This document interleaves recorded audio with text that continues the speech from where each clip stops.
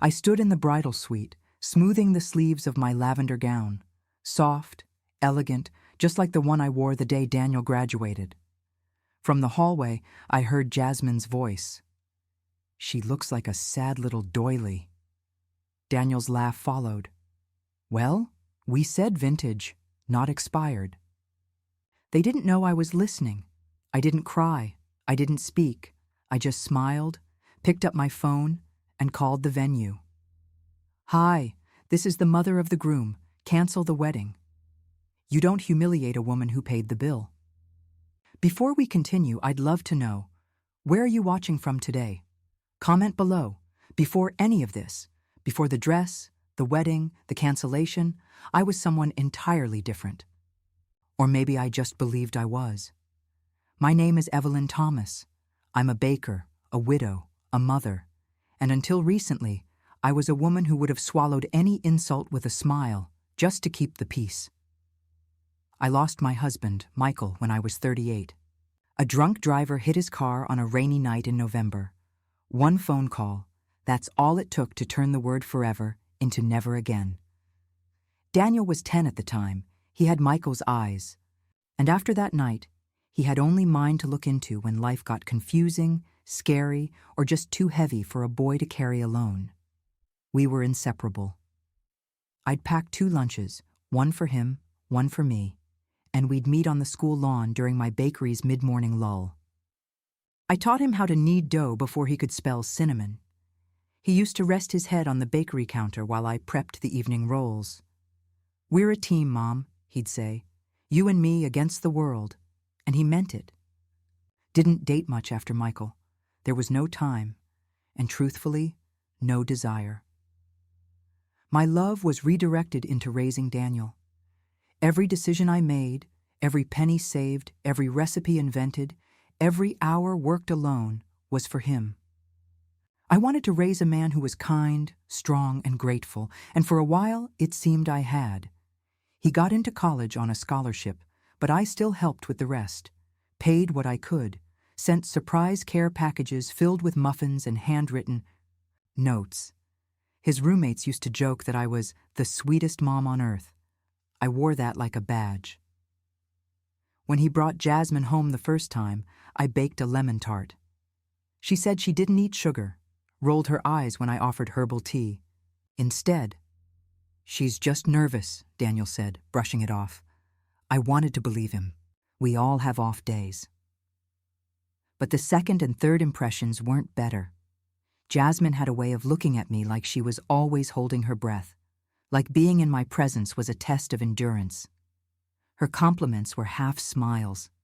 Her gratitude, always delayed. Still I tried. I told myself it was generational, cultural even. Maybe she hadn't grown up around soft-spoken mothers or kitchens that smelled like nutmeg and love.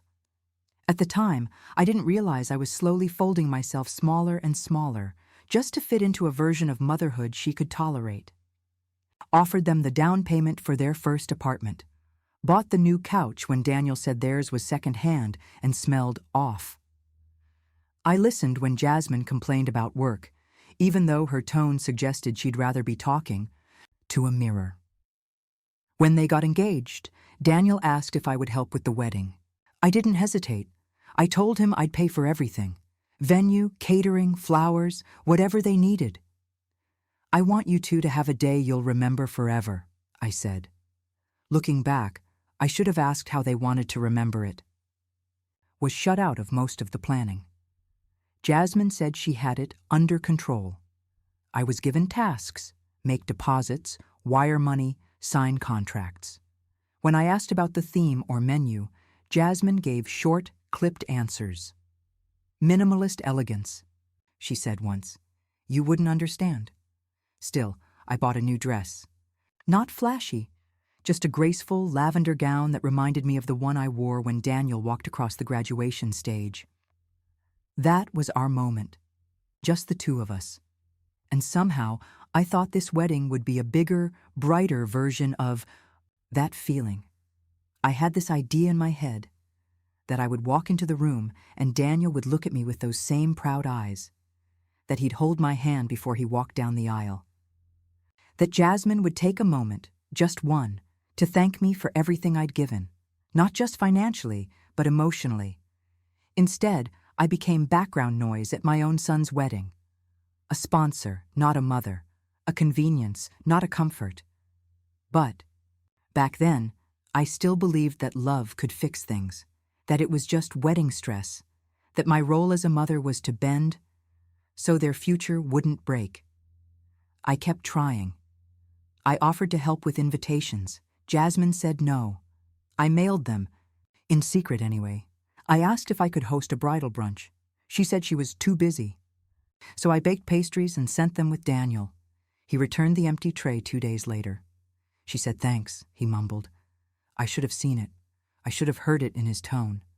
But I was too busy dreaming of a mother-son dance that would never happen. And so I put on my lavender gown that morning. I curled my hair like Daniel always liked. I looked at myself in the mirror and whispered, "You did your best, Evelyn." Then I stepped into the hallway and heard them laughing. In that moment, everything I'd been, all the softness, all the sacrifice, became the very thing they mocked. And that's when I remembered. Even a quiet woman can bring down an entire house. I used to think disrespect came in loud voices, cruel words, slamming doors. But in my son's world, after Jasmine entered it, disrespect came in quiet exclusions, polite silences, and carefully chosen indifference. It started subtly, like a shift in temperature, a delayed text, a missed birthday call, a change in how Daniel said my name, no longer Mom, but hey.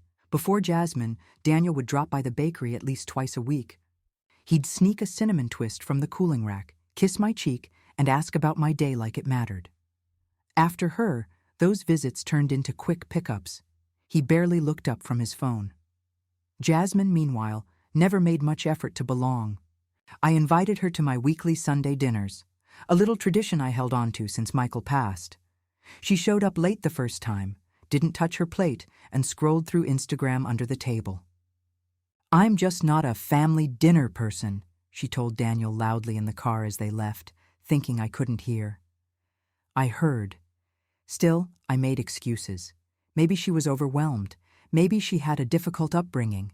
I've always believed that most cold people are just protecting their own bruises. I kept telling myself that if I just gave her space, she'd thaw. She didn't.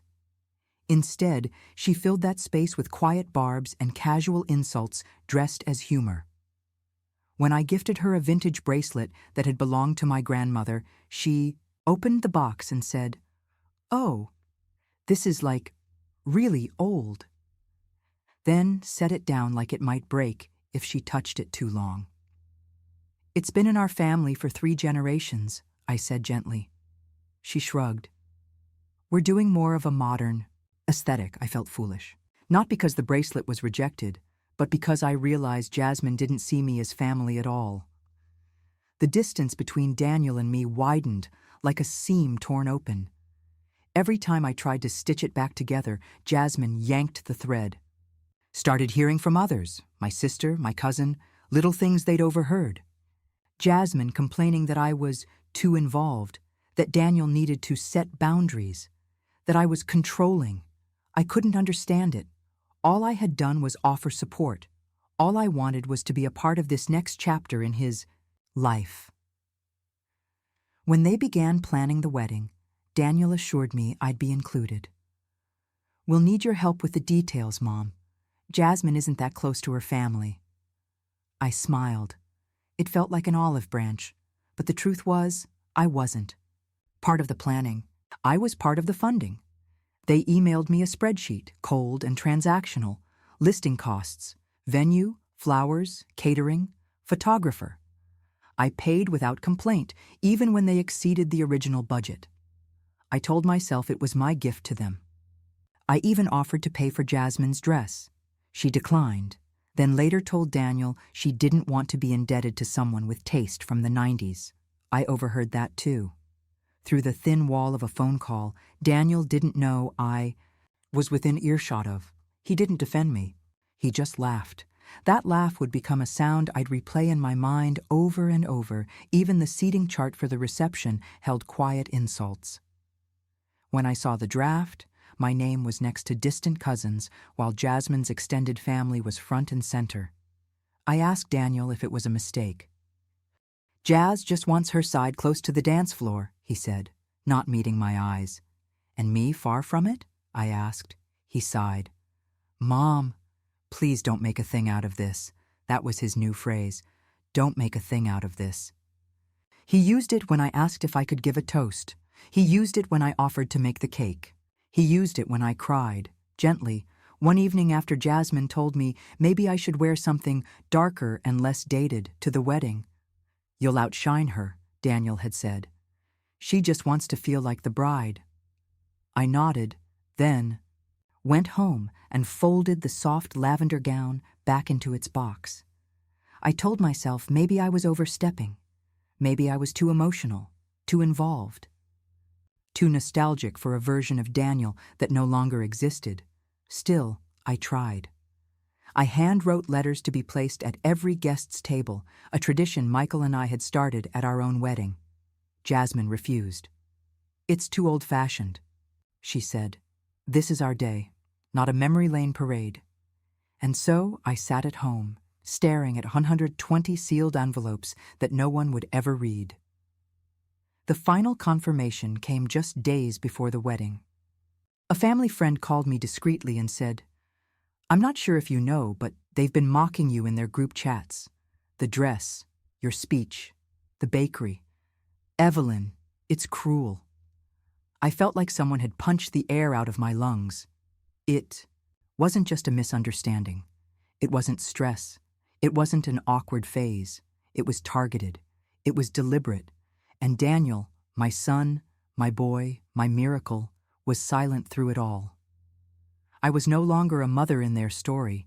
I was a punchline in their private script, and I decided then I would not play the fool at their show. The day before the wedding, the rehearsal dinner, should have been a celebration, a moment of joy, closure, and gratitude. But for me, it was the last nail in the coffin of any illusion. I still held. It started before I even walked in. I arrived 10 minutes early, carrying a box of homemade pastries wrapped in ribbon. An olive branch, a small act of love. I caught Jasmine's expression through the window before she saw me, annoyed, impatient, whispering something to Daniel. He looked uncomfortable. I knew that look. It was the same one he used to give when he had to break bad news gently. When I stepped inside, the room shifted. The conversations continued, but eyes flicked toward me and quickly away. Jasmine's mother didn't greet me. Her sister gave a limp handshake. I felt like a stranger at a party I had paid for. I placed the pastries on the buffet table. Jasmine glanced at them and said, "Oh, I thought we agreed no outside food." "It's just a small treat," I said softly. "A family tradition." She looked past me, then turned back to her friend and resumed chatting as if I'd never spoken. Daniel didn't intervene. The dinner went on with clinking glasses and forced smiles. Jasmine's father gave a toast that included a 5-minute monologue about how his daughter had elevated Daniel's life. There was no mention of our family, no nod to Michael, who'd passed far too young, not even a thank you for hosting or funding the evening. I had worn pearls that night, Michael's last anniversary gift to me. As I touched them for comfort, Jasmine raised her glass and said, "Let's toast to new beginnings and leaving the past in the past." Her eyes flicked toward me. Still, I smiled. I smiled when I was asked to switch seats with one of her bridesmaids' boyfriends so they could be closer to the action. I smiled when the DJ announced the lineup for the ceremony and listed me simply as mother of the groom, while Jasmine's mother was introduced as the matriarch. Later that night, I went to confirm the seating chart for the ceremony. I found my name, tucked in the 3rd row, behind Jasmine's co-worker and a woman I'd never met. When I asked Daniel about it, he shifted.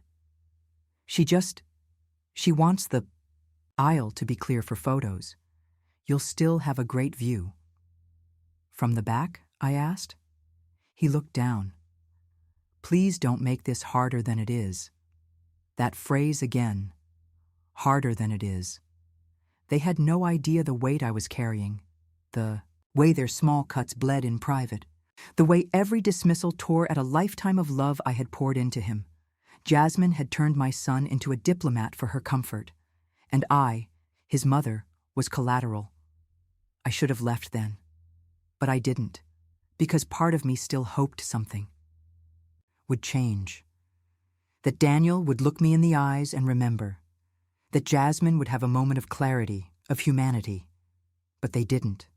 Not even when I handed Jasmine the gift I'd held back for weeks. It was a small box with a folded note. Inside, a diamond hairpin, Michael's mother's, worn by 3 generations of brides in our family. She opened the box, glanced at the contents, and closed it again. Thanks, she said. But I already have a stylist picking out my look. I stood there, frozen. Then Daniel took my hand and led me away gently. She's just stressed, he whispered. I wanted to scream. I wanted to ask, and what am I? What do you think I feel? But I didn't, because I'd been conditioned by years of selflessness, by widowhood, by motherhood, to take up less space, to absorb pain quietly, to prioritize others. I left early. I drove home in silence. My dress hung quietly in my closet, untouched, like a ghost waiting to be mourned. That night, I couldn't sleep. So I got up around 2 a.m. and went into the bakery. I needed flour on my hands. I needed to feel grounded. As I kneaded dough, the tears came, hot, bitter, relentless. I cried not just for the insult, not even for the dress or the seating chart. Cried because my son had let it happen. I cried because I didn't know who he was anymore. And I cried because, for the first time in decades, I felt alone again. I thought of Michael, what he'd say. I imagined him in that kitchen, placing his hands over mine, saying, "You're not crazy. You're not dramatic. You're just finally seeing the truth." The truth was, Jasmine didn't just dislike me. She disrespected me. She didn't see me as family. She saw me as an obstacle, one she planned to quietly erase. And Daniel? He was helping her do it. The next morning, the wedding day, I put on my dress anyway. I curled my hair, wore the pearls. I told myself I would go, smile, and survive. That dignity would be my armor, but fate had one last cruelty for me. As I stood outside the bridal suite waiting to hand Jasmine her bouquet, the door was slightly ajar. Inside, I heard her voice. "Seriously, if she wears that dress, I'm going." To scream. "She looks like an expired mothball." Laughter followed. Then Daniel's voice. "Let her wear it. She needs her little moment. People will just think she wandered in from a church fundraiser." They laughed again. I didn't make a sound. I just turned and walked away. I had given them everything, and they gave me nothing but shame. So I smiled, straightened my shoulders, and picked up my phone. I didn't cry as I walked out of the bridal suite hallway. Not then. I held my head high, even though every step away from that door felt like stepping through the ruins of a dream. My dress, lavender and soft, stitched with meaning, suddenly felt like a costume. Like I'd been dressing up in a role that no longer fit. I made it to the parking lot before the first tear fell. I sat in my car, hands trembling on the steering wheel. The world spun slowly outside. Laughter still floated from the venue's side entrance. Somewhere inside, champagne flutes clinked, playlists looped, camera lenses focused, and I wept. Not loud, not violent. Just quiet tears that slipped down and soaked into my lap, the kind that carried decades, the kind that knew this wasn't about a dress. This was about the boy who used to fall asleep in my lap on rainy nights. The boy who once stood on his third grade desk and yelled at a classmate who made fun of my bakery apron. "Don't talk about my mom like that. She makes the best pie in the world." He got detention for it. I baked him a pie to say thank you. Where had that boy gone? I leaned my head back and closed my eyes, and suddenly, memory pulled me backward. Flashback. 10 years earlier. It was Daniel's college graduation. I had picked out a deep lavender blouse, nothing fancy, but it brought out the warmth in my skin. He found me in the crowd after the ceremony, tossed his cap in the air, and lifted me into a bear hug. "Mom," he whispered, tears in his eyes, "I wouldn't be here without you." I remembered the way he looked at me then, like I was home, like I was everything. Flashback, Daniel at 12. We were baking lemon loaves. He was flour-dusted and determined, holding a whisk like a sword. He asked me if love was supposed to hurt. I told him, no, love might be hard, but it should never make you feel small. He nodded slowly. Then when I grow up, I'll never let anyone make you feel small. I opened my eyes. Present day. The weight of those promises crushed me because somehow the boy who once defended my worth had become a man who laughed at it, and it wasn't just about Jasmine. It was the silence, the allowance, the fact that he saw how I was being treated and said nothing, did nothing. That kind of betrayal doesn't scream. It whispers, it chips away. I pulled out my phone and opened my voicemail. There was one from my oldest friend, Nora, left late the night before. Her voice cracked like mine did now. "Evie, I know you won't say anything, but I've been watching how they treat you. It isn't right. And I know you keep telling yourself it's just stress or youth or love. But honey, it's not. If they don't respect you today, on this day of all days, they never will." I sat with that truth. Let it soak into my bones, and for the first time in a long, long time, I felt something shift. It wasn't anger. Not yet. It was clarity. There are moments in life when your heartbreak alchemizes into something harder, stronger, and in that parking lot, in my lavender dress and tear-streaked cheeks, I didn't just grieve what I'd lost. I grieved what I'd let happen. I had been shrinking for years, making excuses, justifying slights, dulling myself down to fit in their world, and now I realized I was never meant to fit into it. I looked down at my hands, the same hands that wiped Daniel's fevers, the same ones that signed every vendor. Check, booked every appointment, tied every loose thread of this wedding together, hands that had built a life, a business, a boy, and now they trembled with decision. I didn't make a scene. I walked back inside, through the back hallway unnoticed, and found the event coordinator reviewing final setup near the ballroom. She looked up in surprise. "Oh, Mrs. Thomas, is everything all right?" I smiled gently. "Not quite. I'd like to cancel the wedding." Her face blanched. I'm sorry?" "I paid for everything," I said softly. "The venue, the vendors, the guests, and I'm pulling it all," she stammered. "But everyone's already arriving. The bride and groom—" "I know," I said, "and they'll be just fine. But I won't be, not if I sit through this." There was a long silence. Then she nodded slowly. "Do you need help making the calls?" "No," I said. "I'll take care of it." And I did. I called the caterers first, then the florist, the band. I canceled them all, calmly, firmly, like someone disassembling, scaffolding that never held anything up.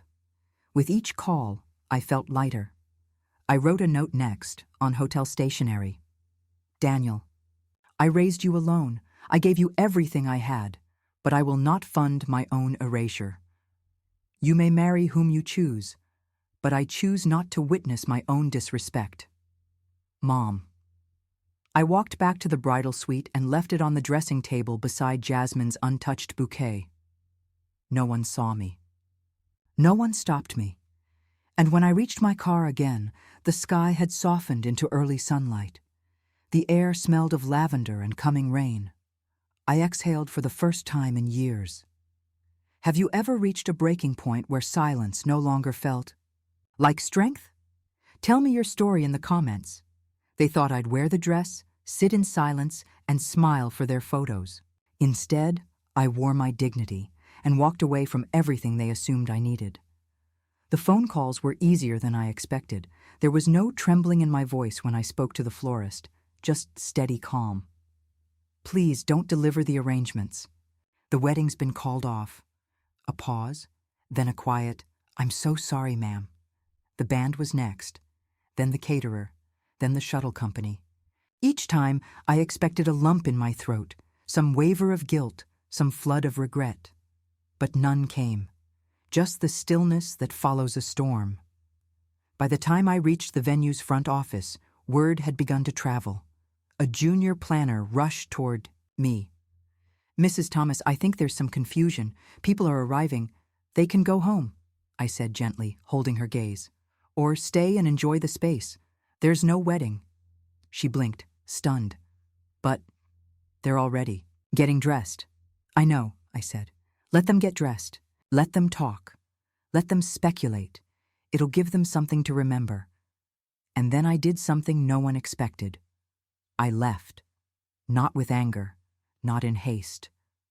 I walked out the back door of the venue, heels clicking softly across the marble, the hem of my lavender dress brushing my calves like a curtain on its final act. I drove straight to my bakery. It was closed, of course. It was supposed to be my son's wedding day. But the keys still sat in my glove box, just where they always did. I unlocked the door, slipped on my apron over the gown, and tied it with more purpose than I had tied anything in weeks. The silence was perfect. The air smelled like cinnamon and yeast, old wood and memory. I turned on the lights, pulled out flour, measured butter, cracked eggs with clean precision, let my hands remember what my heart had forgotten. Control, warmth, purpose. There was no playlist playing, no one watching me. But in that quiet kitchen, I felt the first flicker of peace. I made a single lemon loaf, Daniel's favorite, the kind he used to ask for after exams. I let it bake until the edges caramelized just the way he liked. Then I set it on the counter to cool, untouched. I didn't know if I'd eat it. Maybe it was just a goodbye.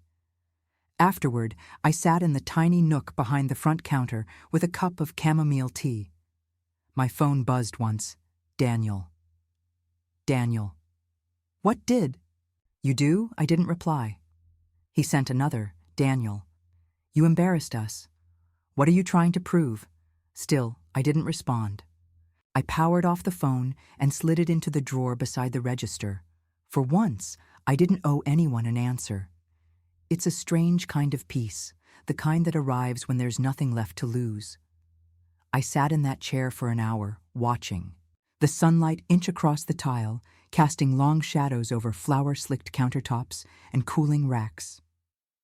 And slowly, my shoulders dropped. For the first time in years, I didn't feel like a burden. I didn't feel like an accessory to someone else's life. I felt like myself. When I eventually returned home, there were cars still outside the venue, voices raised in confusion, phones ringing, texts pinging, but I didn't look back. At home, I slipped off the gown and hung it neatly in the closet. I didn't cry. I didn't shake. I simply stood there, staring at my reflection in the mirror, hair pinned, face composed, eyes clear. They say the truth sets you free, but no one tells you what freedom feels like at first. It feels like emptiness and then clarity. That evening, I poured myself a glass of wine. I sat on the porch and watched the sun set behind the weeping willow Michael had planted for our anniversary years ago. The breeze carried a lightness in it. Not joy, exactly.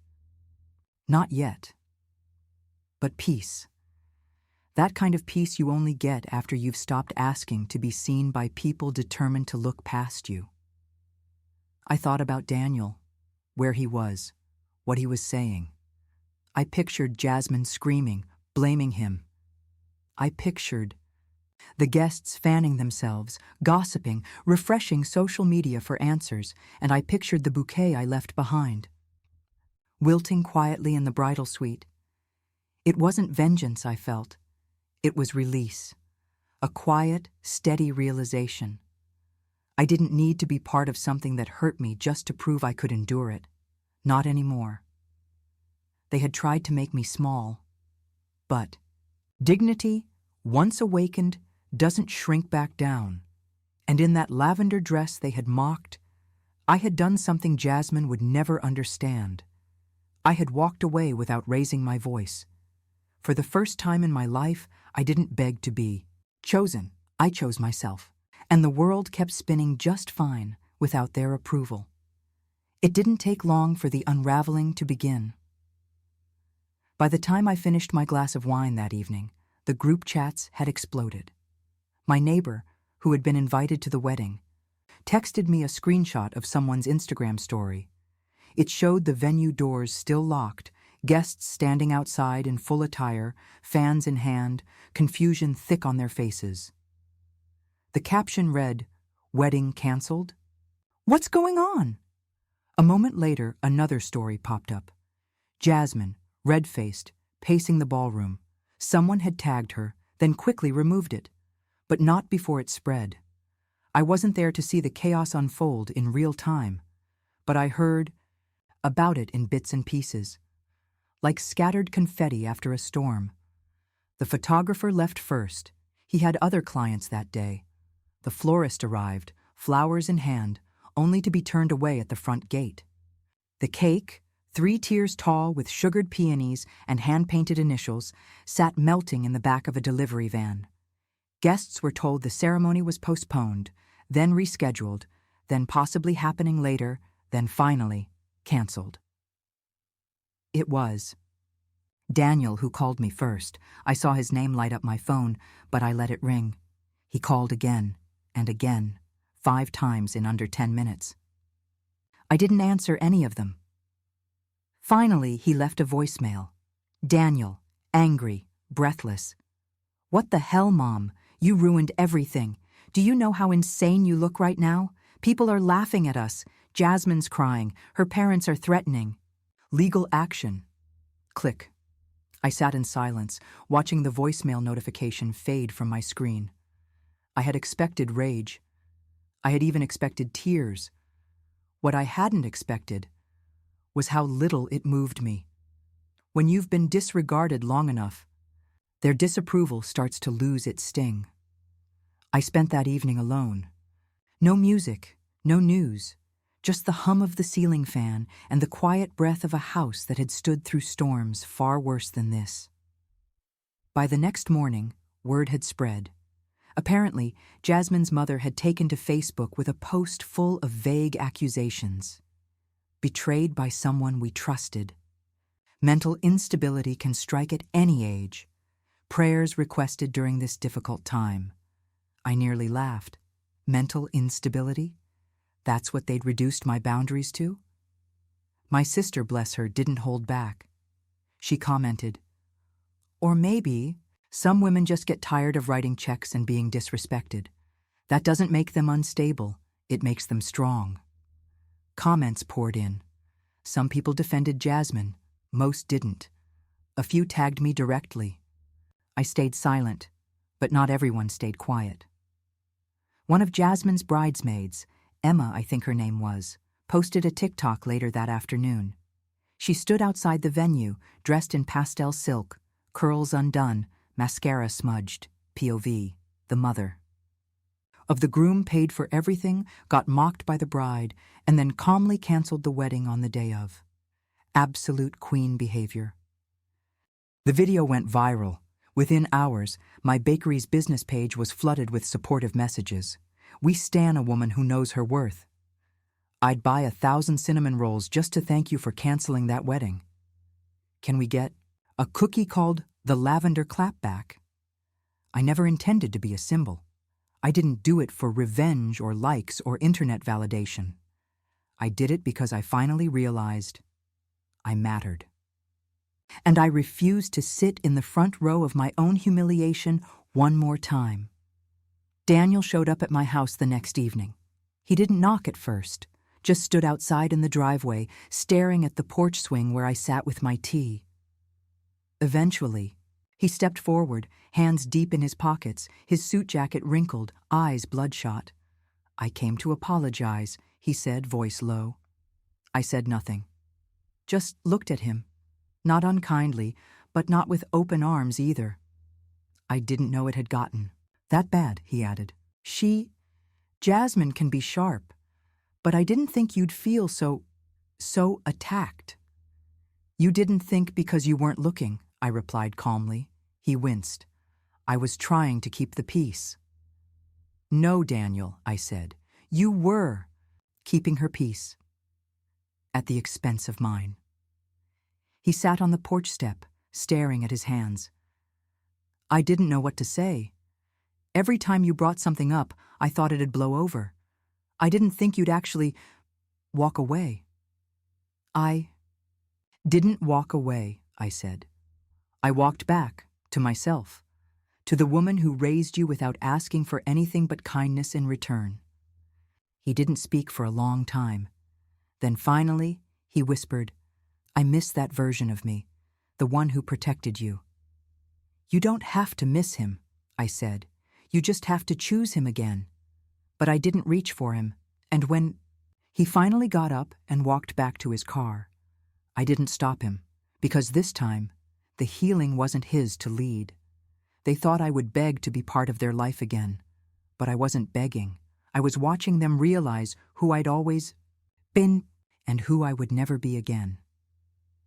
A week passed. Then two. The wedding was never rescheduled. There were whispers that Jasmine had gone to stay with her sister across the state. I didn't ask. I didn't check. I didn't chase. I let the silence speak for me. Meanwhile, the bakery, my world, came alive. Customers came not just for the muffins, but to look at me like I had done something most people only fantasized about. A quiet rebellion. A graceful refusal. One woman, gray hair, blue coat, tearful eyes, waited in line nearly 30 minutes just to tell me, "You reminded me I don't have to say yes to everything just to keep the peace. Thank you." I didn't always know how to respond to the praise. I hadn't done it to be brave. I had done it because I had no other choice that wouldn't have broken me. But something had shifted in how I moved through the world. Stood straighter. I answered questions with clarity instead of apology. I stopped shrinking in rooms where I was meant to take up space. Then, one rainy Tuesday, I got a letter in the mail. Not an email, not a text. A real envelope, hand-addressed, in Daniel's uneven, familiar handwriting. Inside was a single page. "Mom, I don't expect forgiveness. I'm writing because I owe you the truth. I let it happen. I saw the way Jasmine talked to you. I heard the things she said. I knew you were being excluded, insulted, ignored, and I said nothing. I thought staying neutral was mature. But really, I was just cowardly. You didn't ruin my wedding, Mom. You saved me from a marriage built on disrespect. I've spent the last week replaying every moment you stood up for yourself and realizing how long I expected you not to. I don't know who I became. I only know I want to come back to the man you raised me to be. I love you. I miss you. I'm sorry." Daniel sat on the couch and read it twice. Then a third time. Tears came again. But this time, they weren't heavy. They were soft. Cleansing. Quiet. I didn't write him back, not immediately. Instead, I took the letter, folded it neatly, and placed it in the small wooden box where I kept my most personal things. Michael's last birthday card, Daniel's childhood drawings, a photograph of the three of us from when he was just 7. That box hadn't seen a new addition in years. That night, I stood in front of the closet and looked at the lavender dress one last time. I didn't feel ashamed of it anymore. I felt proud. It wasn't a dress they mocked. It was a woman they underestimated, and I had worn it not to a wedding, but to my own awakening. A week later, I took a trip, not to run away, but to move forward. I'd always dreamed of seeing the Amalfi Coast. I used to tell Michael, "Someday, when we're old and gray, we'll drink espresso on a balcony above the sea." We never made it together, but I went, alone. I booked a small room in a quiet hillside village, wore linen dresses and sandals, ate lemon gelato, watched boats drift like small promises across the water. One morning, while sipping coffee on the terrace, I saw a young couple taking wedding photos near the edge of a cliff garden. The bride's veil caught the wind and fluttered upward like a bird. They laughed, so loud, so full, so real, and I felt no bitterness, just peace. I wasn't against love. I never had been. I just wanted to be respected inside of it. That afternoon, I sent Daniel a postcard. "Daniel, I got your letter. Thank you for telling the truth. I believe in the man you can still be. But belief and access are different things. Take your time. Heal your heart. We'll talk when you're ready to stand in your own integrity, not just your regret. With love." Mom, I didn't expect a reply, and that was the beautiful part. I didn't need one. That trip gave me back something I hadn't even known I'd lost, a sense of my own future, not as someone's mother.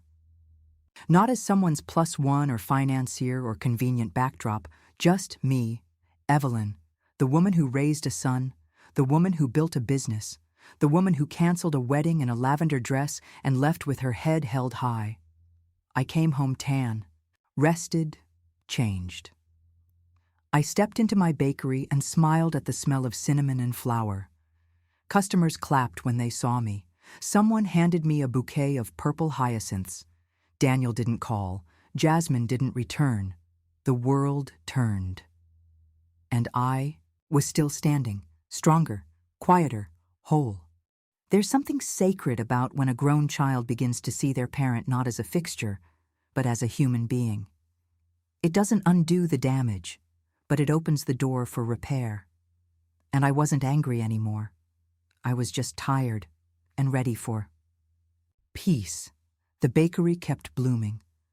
We added a new item to the menu, the lavender loaf, a soft, citrus-kissed pound cake with a floral glaze. It sold out every week. People came in asking for the wedding cake that never was, and I gave them slices of it wrapped in parchment and hope. Nora, my dearest friend, helped me hang something new in the front window, a framed photo of the dress, now carefully preserved in a shadow box. Beneath it, in calligraphy, were the words, "She wore dignity like silk," and left before the music ever started. Some days, customers asked if I ever regretted canceling the wedding. No, I always said. Not for one moment, because that wedding would have been a performance. A smiling, exhausted performance of a mother pretending to be honored while quietly being erased. I didn't cancel a wedding. I canceled my own self-abandonment. Daniel visited the bakery once. He didn't come inside. Just stood across the street, hands in his coat pockets, looking through the window like a child again. I watched him from behind the counter. He looked different. Not broken, not desperate. Just still. When he turned to leave, he nodded once, in my direction, and I nodded back. A beginning, not a reconciliation. Not yet, but a quiet acknowledgement that the foundation needed to be rebuilt brick by honest brick, not patched with sentiment and avoidance. There was no grand reunion. No sweeping apology over dinner, just space, just time, and that was enough. Engagement prompt. 3. What would you have done if you were in my shoes? Would you have canceled the wedding or stayed silent to keep the peace? Let's talk in the comments. The Siri. Dress hangs in my bedroom now, behind glass. People think it symbolizes rebellion, but to me it's something quieter than that. It's self-respect in fabric form. It's memory and clarity, and a single moment where I chose truth over tradition, grace over performance. And Daniel? He's finding his way. We talk now and then, light conversations, small bridges. I send him recipes. He sends me photos of books he's reading. Healing is slow, but it's honest. And Jasmine? She's gone, quietly, without ceremony. Sometimes, people ask if I miss the idea of what could have been. I don't, because the only thing worse than losing a wedding is living through a marriage that erases you. I lost a daughter-in-law I never truly had, but I began regaining the son I once raised, and more importantly, the woman I had nearly forgotten I was. I've had a lot of time to think, not just about that day, the wedding that wasn't, but about the years that led up to it, the slow drip of self-erasure, the quiet ways we bend as mothers, as women, as peacekeepers, until one day we wake up and realize we're barely standing at all. I don't hate Jasmine. And I don't hate Daniel. Hate is too heavy. What I feel now is distance and clarity. You see, love is not just about giving. It's also about being received. And somewhere along the way, I forgot that I deserved to be received with respect, not just tolerated for convenience. There's a version of me, an older version, who would have stayed quiet to keep the family together, who would have smiled through the speeches, taken her seat in the third row, and pretended the dress didn't sting. That version of me might have made it through the wedding. But she would have disappeared piece by piece over the years that followed.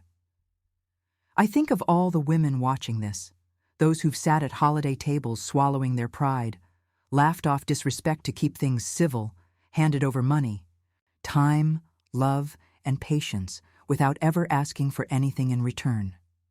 Women taught to be small so others could be comfortable.